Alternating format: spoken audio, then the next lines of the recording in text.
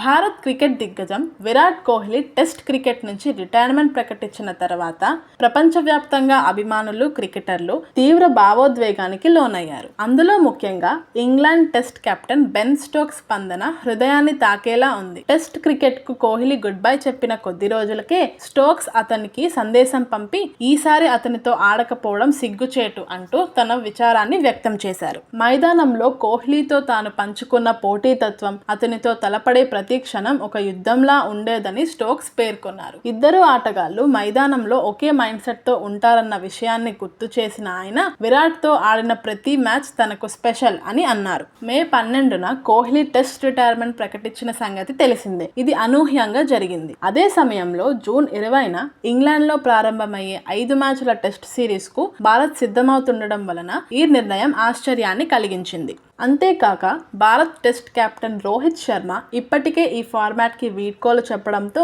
Kohli retirement Bharat జట్టును మరింత అనుభవం లేని స్థితిలోకి నెట్టింది. బీసీసీఐ ఈ నిర్ణయాన్ని ముందే తెలుసుకుందన్న వార్తలున్నా కోహ్లీని పునఃపరిశీలించమని ఒప్పించడానికి చేసిన ప్రయత్నాలు ఫలించలేకపోయాయి. ఈ నిర్ణయం తీసుకోవడం సులభం కాదు, కానీ అది సరైనదిగా అనిపిస్తుంది అని కోహ్లీ స్పష్టం చేసిన సంగతి తెలిసిందే. కోహ్లీ రిటైర్మెంట్ పై స్టోక్స్ ప్రగాఢంగా స్పందించాడు. కోహ్లీ మైదానంలో చూపే పోరాట స్ఫూర్తి, అతని అసాధారణమైన పోటీతత్వం, గెలుపుపై అతని పట్టుదల భారత్ జట్టుకు ఎంతో అవసరమని, అది ఇకపై మిస్ అవుతుందని చెప్పాడు. విరాట్ 18వ నంబర్ను తనదిగా మార్చుకున్నాడు. ఇక ఆ నంబర్ను మరొక భారత్ క్రికెటర్ వీరి స్థాయిలో ధరించడం చూసే అవకాశం ఉండదేమో. అతను నిజంగా తరగతికి నిలువెత్తు ఉదాహరణ అని స్టోక్స్ కొనియాడాడు. అంతేకాక రెడ్ బాల్ ఫార్మాట్లో కాక వైట్ బాల్ ఫార్మాట్లలో కోహ్లీని ఒక వేరే మృగం అని స్టోక్స్ ప్రశంసించారు. అతని బ్యాటింగ్ స్టైల్ గురించి మాట్లాడుతూ, విరాట్ కవర్ ద్వారా బంతిని ఎంత గట్టిగా కొడతాడో నాకు ఇప్పటికీ గుర్తుంది.